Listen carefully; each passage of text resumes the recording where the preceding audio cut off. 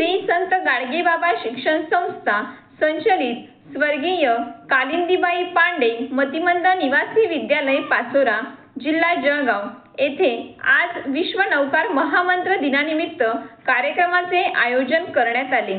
कार्यक्रमाचे अध्यक्षस्थान Shri Pradeep M Pande sir, secretary Shri Sant Gadgebaba शिक्षण संस्था यांनी भूषविले।